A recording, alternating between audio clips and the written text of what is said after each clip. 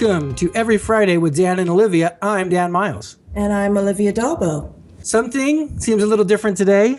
I'm trying to figure out what it is. Oh, I think I figured it out. We're 400 miles apart. We are Skyping for the first time ever. For the first time ever, we are forced to do the show via Skype due to scheduling issues that prevent us all from physically being in the same place at the same time in the coming weeks. As a compromise, we're making use of the same technology and methodology by which I record my other podcast. Certainly isn't our first choice, but we're committed to our Every Friday concept. Because we love you guys and we're here for you every Friday, come rain or come shine.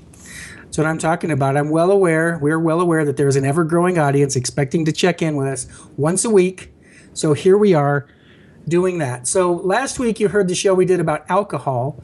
That was actually recorded in the same session as our famous Bernard Rose interview. We did that one after he left. So this is the first time we've gotten together since then. That interview came together on relatively short notice, so I didn't have time for my characteristic exhaustive research, and it was important for Olivia to take the lead, which you did, and you did an excellent job. I know you've been the subject of many interviews. In fact, that's how we met, but was that the first time you've ever been the interviewer instead of the interviewee? Yeah, it was, in fact, and that didn't actually dawn upon me until you brought it to my attention via text. Well, since this is the first time we've ever done the show using Skype, I thought a good topic for today would be first times. Let me give everyone a minute to reel their minds back in from thoughts of losing their virginity. That's not the first time I'm talking about. I knew that the day would eventually come where this topic, where there would be a spicy topic of, I'm just going to let you roll with this because this is, I'm pulling up my sleeves on this one. Okay, well, that's kind of one of the things that's off the table. That's not the first time I want to talk about. As the father of two young boys, I constantly see my kids having first-time experiences. First episode of Star Trek, first water slide, first M&M ice cream sandwich, first airplane ride. So that's the kind of territory I thought we'd venture into during our first Skype session. So do you remember the first time anyone ever asked you for your autograph? Yeah, I think I do, actually. It was after Conan the Destroyer came out, and yeah, I do. I remember. Interestingly, in my own case, the first time someone asked me for my autograph was also the last time. I was in a talent show back in 1978, age 14. After the show, this young girl asked me to sign her program. I thought she was making too much of the limited scope of this event. She was probably 9 or 10 years old, but maybe it was kind of a big deal to her. So, I scribbled my name on her program. And that little girl went on to become Condoleezza Rice. No, I have no idea who she was. But, I'm sure she no longer has that program, and the entire event is long forgotten in her mind. But, you remember first times. I clearly remember my first allergy attack. I'd been mowing the family lawn for many years without incident. Then all of a sudden, one day, my nose decided it could no longer tolerate fresh cut grass. I had this really intense allergic reaction to it. I still remember how miserable that was, and the idea that I'd been around the same pollens for years with no adverse effects. Then all of a sudden, bam, no, I'm allergic. You mentioned on an earlier show about your first kiss with the Foreigner song playing. Jeff Yeoman was his name. We were playing Truth or Dare. Oh. Do you remember playing Truth or Dare? Not to digress, but your first time playing Truth or Dare. I don't think I did Truth or Dare I did do it, but not very often, and I don't think it involved kissing. I think it was in the closet. Yeah, that's what I've heard. People, it's kind of a tribal kind of pre-pubescent thing that happens in the closet. Oh yeah, I'm definitely aware of it, and it is, apart from maybe Madonna or somebody, it is kind of a. This is not coffee book table. Right. Here that we're doing here. This is it's we're going to keep this innocent and. That's right. Well, speaking of being innocent, you also mentioned wandering on stage when your dad was performing and you weren't supposed to be up there. So what do you remember about your first real performance in front of an audience? I mean, how old were you, and what show were you doing? I was doing something with the Royal Ballet called Me and My Teddy Bear, and I think I must have been it was at the Royal Albert Hall, if you can believe it or not. That was my first performance ever and it was around the time, not too different in a span of time between when I had seen my dad play Gulliver in Gulliver's Travels at the Mermaid Theatre and when I, because I just knew him as my dad, I thought I could walk up on stage with him, and he told me to go back and sit down. So I would say it was maybe half a year after that I did Me and My Teddy Bear with my ballet class at the Royal Ballet, and it was about 10 little girls. I was about 7, I think, and I had a teddy bear, and we did a song called Me and My Teddy Bear and a little dance, and it was splendid.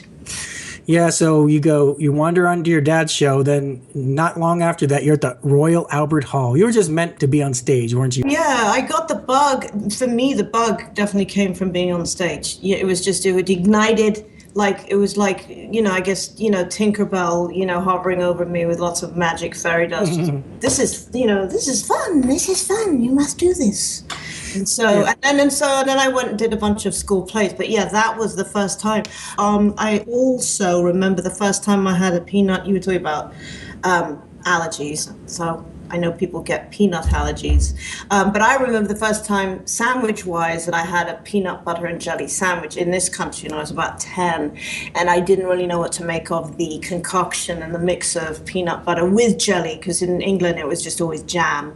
You'd have sweet things with sweet things. You wouldn't necessarily mix a nut with a berry, so to speak, in terms of jams and spreads. But I thought that was I got used to it and rather liked it. We had also spoken about how The Odd Couple was your first role on Broadway. That was obviously a big moment for you. And it just goes to show you can have these, first experiences at any point of our lives. It's not just about distant youth. It might not be a bad idea to seek them out now and then, just to keep from getting into a rut of the same old, same old. Oh, yeah. You know that, too, being a performer. I mean, I'm sure, when you play, there's nothing like live in the moment performing, because you're so connected to the audience and it's real time. So there's no editing and so whatever comes out of you is going directly to the audience, and then they give you something back. So, and then that kind of fuels the rest of your performance. And so that's the strongest connective tissue to being an artist or a performer or just being on stage in general, I would think, It's like Dali, when he used to paint at gallery exhibitions, he'd have flamenco music playing at the same time, because the music would ignite him to paint on a blank canvas, and he had no idea what he was going to paint until the music started. And then it was the combination, the synchronicity between the music and the art that he had the ability to create that would then take form. And so that's just an example that kind of comes to mind. I'm going to actually pause and feature a song that relates to this topic. The artist is Jennifer Batten, former lead guitarist for Michael Jackson's touring band. She's also worked with Jeff Beck for a few years. This is mainly an instrumental piece, but there is a spoken section in the middle in which a female friend of hers with an English accent, why does this sound familiar, describes her first experience doing something. Jennifer purposely didn't have her specify the activity she was describing in order to leave a little intrigue, but she did reveal the answer on my show, and I'm going to reveal it here. But I thought first I'd play it for you and the listeners to give you a chance to formulate your own opinion about what it might be.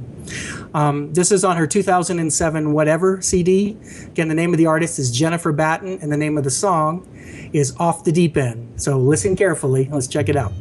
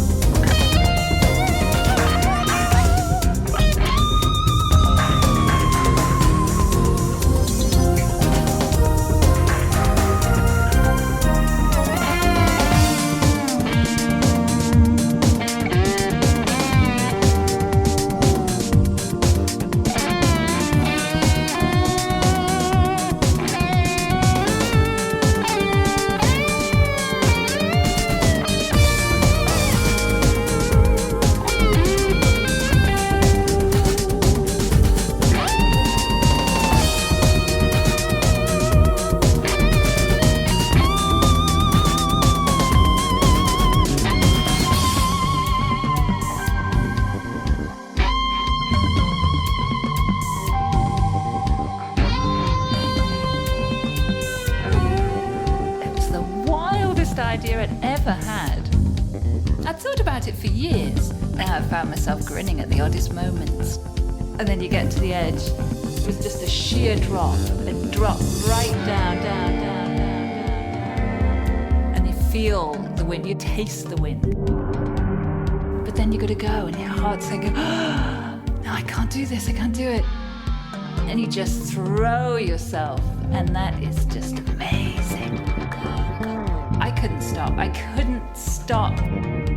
Everything became incredibly vibrant. And the wind was just whipping round me.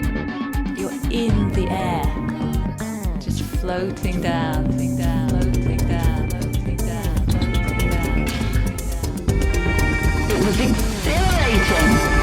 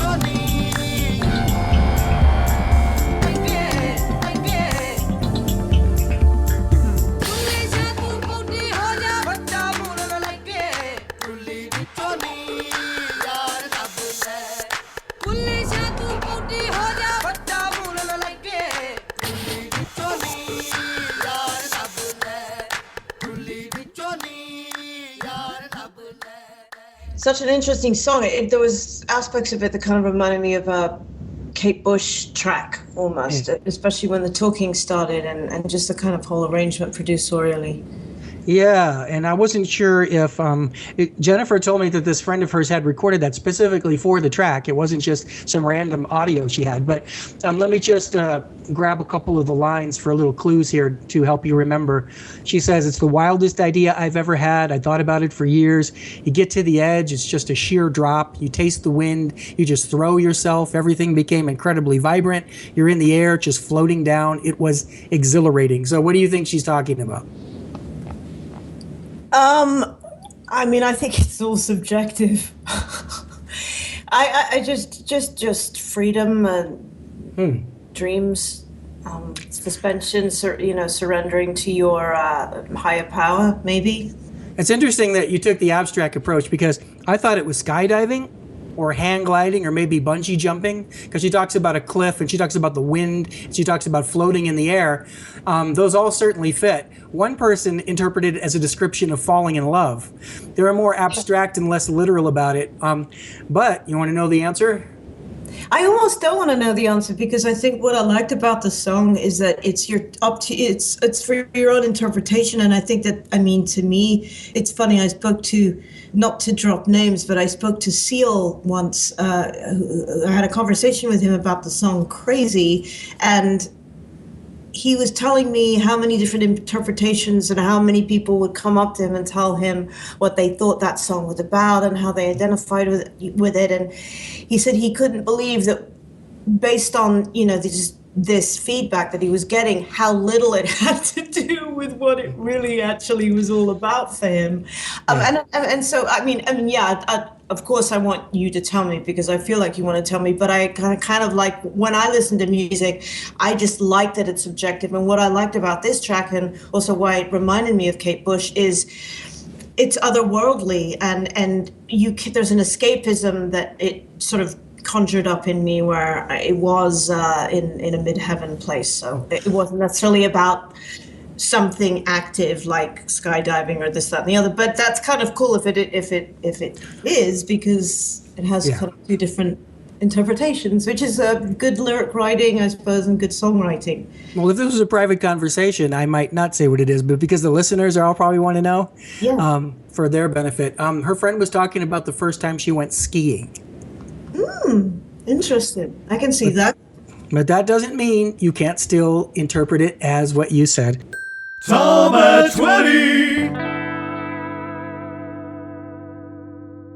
I was going to say it was the first time she had an M&M ice cream sandwich. Yeah, there you No. go. Yeah, it was the first time she had M&M ice cream sandwich on her first water slide on her first airplane.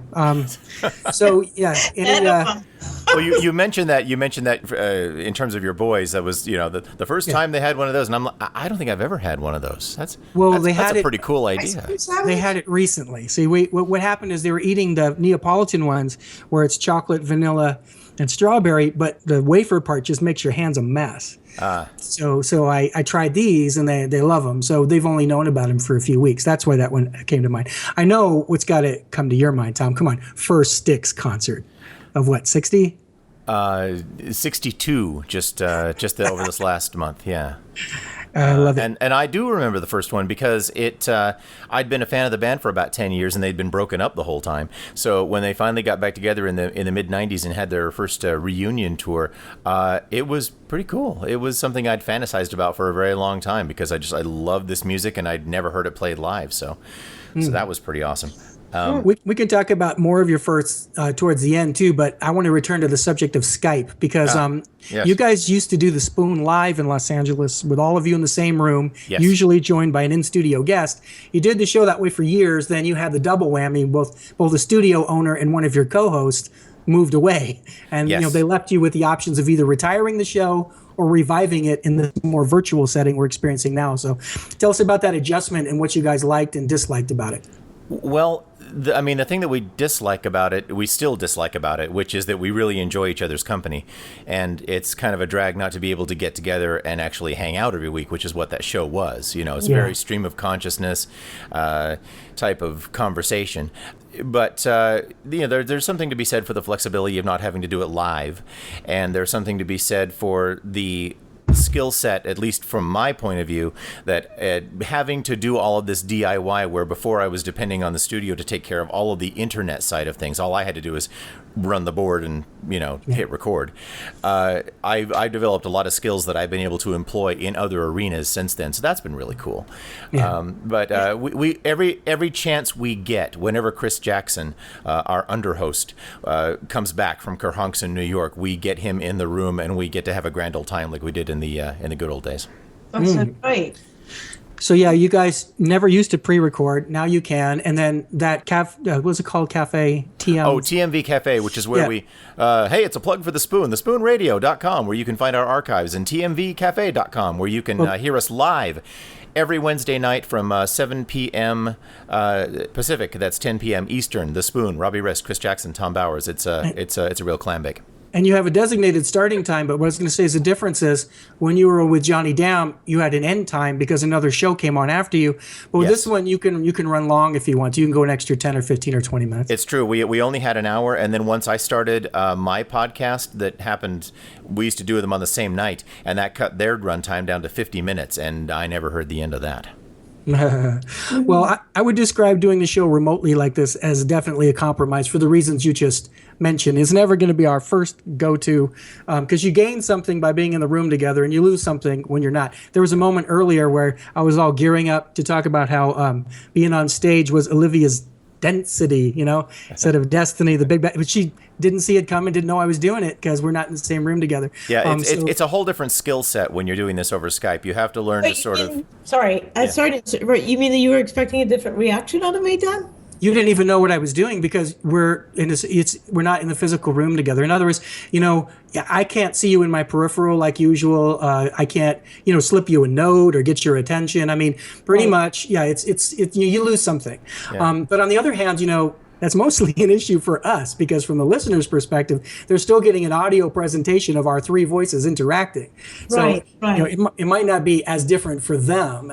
And, I want people not to try and make us sound too heroic here, but, we always knew we would probably come into a situation where we'd be running out of material, a deadline would come up, and we would have to fire up the computer just to get you lucky people a show this week. Well, you're the one who put the words "every Friday" in the title, my friend. That's right. You created an implicit contract that must be lived up to. Make talk for the people is what we do here. And that has been and will continue to be an asset of the show because one of the main things podcasts need to do, which my other show doesn't do, is have a regular release schedule. Now, Shel Beckwith has mentioned we should have called it Every Other Friday with Dan and Olivia, and then it might not be quite as pressured. You let yourselves off the hook a little bit. Yeah. Or, I'm friends with Dan Music Podcast. I could release it the first of the month if I wanted to, August 1st, September 1st, October 1st. But I just do them, when they fall together. So you're right. We did put ourselves on the spot, and we have had situations in the past where we did clip shows and mashups and that kind of stuff. Olivia's mom was ill, so that's why Tom and I did a couple shows without her. But we're not really going to do that anymore. That's not really the show. Yeah, but this is a good new tool to have in the toolbox when we need to do a show like this. We can do a show like this, and I think that's great. And people will definitely, to me, it's always the content that's the most important. There have been some moments on this show where we're still sort of finding our feet sonically, and there was some earlier on, but we're going to iron all that out, and it's sort of like if you really love a band, you'll even listen to the bad bootlegs of their concerts because you just want the content so badly. And in fairness to Olivia, Tom and I have done a lot of stuff on Skype, especially Tom, but we've switched over. I've done several episodes of my other show on Skype. I've appeared on other people's shows on Skype, and I learned the hard way. I started out using the microphone in the laptop. Then I used like a $19 one from Best Buy. Then I learned to get a good one. So I wasn't the one guy on the panel who sounded like, he was on a cheap piece of crap. So you do learn. And yeah, I'm going to predict that our next show is also going to be on Skype. I'm going to predict that because we're about to record it. I'm going to look in my crystal ball and then predict. But before we wrap this one up, I have a couple of shout outs I want to get to. First, I want to thank Grace Charles in Florida for taking the initiative to add a bunch of her friends to our Facebook group. Thank you, Grace. The way it's set up, once you're in the group, once you're added to the group, you have the ability to add other members without administrator approval. So I encourage everyone to follow her example and add your friends, but please make sure you are adding friends, people you know, so we don't end up with a bunch of spam and advertisements and crap in there. I also want to mention Ken Reed, host of the TV Guidance Counselor podcast, for his enthusiastic promotion of the Every Friday podcast on both Facebook and Twitter. We thank him for that. I mentioned the interview Ken did with Olivia. He also recently interviewed Tom's co-host on The Spoon, Robbie Rist. He did a great job as always, so be sure to check out both of those interviews, Olivia's and Robbie's, on the TV Guidance Counselor podcast. And just to be thorough, let me give you the episode numbers of my Jennifer Batten interviews on the Friends of Dan Music podcast. The first one aired about 3 years ago. It was episode 55. And her second appearance was on episode 80 last summer. On that one, we spoke about her self-empowerment for the Modern Musician Seminar, which I attended in Canoga Park with Robbie Rist. So it's all blending together. So our first Skype episode is in the can now. History has been made. Musically, I think there's really only one way to go out. So I'll say goodbye, and we'll see you next week. See you next week.